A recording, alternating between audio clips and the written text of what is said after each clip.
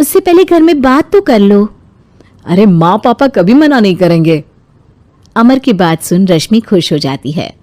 ऐसे ही दिन बीतते हैं और देखते ही देखते लॉकडाउन खुल जाता है, जिसके अगले ही दिन अमर अपने परिवार के साथ रिश्ता लेकर रश्मि के घर पहुंच जाता है। अभी लॉकडाउन खुला ही है और कोरोना तो खत्म भी नहीं हुआ, इसलिए ज्यादा कुछ ना करके अगले कुछ दिनों में छोटे फंक्शन के साथ शादी कर लेते हैं। अमर के पापा की बात पर सब सहमत हो जाते हैं। कुछ दिन बाद दोनों की शादी हो जाती है और रश्मि अपने ससुराल पहुंच जाती है। बेटा, शादी तो तूने अपनी मर्जी से कर ली, लेकिन बहू को बोल देना इस घर में हुक्म मेरा ही चलेगा, इसलिए अपना राज जमाने की कोशिश भी ना करें। माँ, रश्मि को यहाँ सिर्फ प्यार, आशीर्वाद और अपनापन चाहिए, पैसा या राज नहीं। बेटी की बात पर सास मुंह बनाए वहां से चली जाती है और अब वो हर रोज रश्मि को परेशान करना और ताने देना शुरू कर देती है। देखो, ये है आजकल की लड़की, इंटरनेट पर लड़कों से बातें करते हुए इन्हें शर्म भी नहीं आती, और यहाँ तो देखो कितनी सीधी सुशील बनकर दिखा रही है। मम्मी, शादी के रिश्ते वाले इंटरनेट ऐप से जब किसी को कोई दिक्कत नहीं है, फिर डेटिंग ऐप के जरिए मिलना किस तरह गलत हो सकता है? रश्मि के डेटिंग ऐप वाली बात सुन उसकी हैरान सास तुरंत तुनक कर पूरे घर को सिर पर उठा लेती है, जिसकी आवाज सुन अमर और उसके पापा भी वहां आ जाते हैं। हाय मेरी माता, इतना बड़ा झूठ! डेटिंग ऐप को इंटरनेट के जरिए मिली है बोलकर इस कलमुही को मेरे सर ला बिठा दिया। अरे नास पिटी, तुझे जरा भी शर्म नहीं आई? वहां न जाने कितने लड़कों से गुलू गुलू करके तुझे मेरा ही लड़का मिला था फंसाने के लिए। मां, मुझे तो समझ नहीं आ रहा क्या बोले जा रही हो। डेटिंग ऐप इस्तेमाल करना कोई अपराध नहीं है, और तुम रश्मि को ऐसा कैसे बोल सकती हो? मैं भी तो था उस ऐप पर। पहले उसके लिए माँ से झूठ बोला और अब लड़ाई कर रहा है। सास और अमर की बात सुनकर रश्मि हैरान खड़ी रहती है। अमर, तुमने घर में झूठ क्यों बोला? ये सब देख रही हो ना, इसी की वजह से झूठ बोलना पड़ा।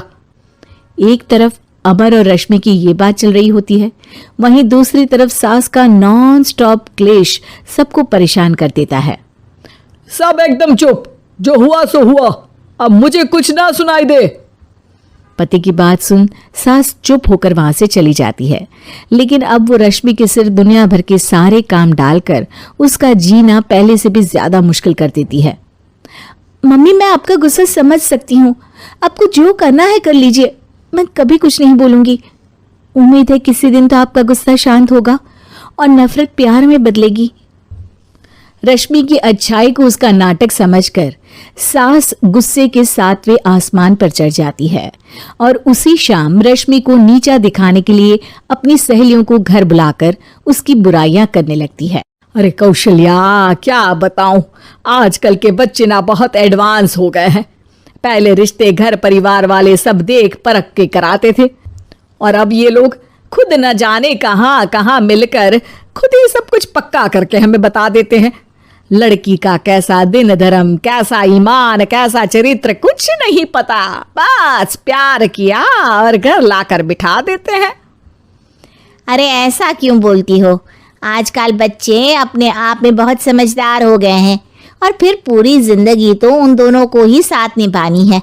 अपनी पसंद से शादी कर भी ले तो क्या दिक्कत, तू ही देख ले, पहले इतना अच्छा बेटा और अब सोने पर सुहागे जैसी सर्वगुण संपन्न बहू।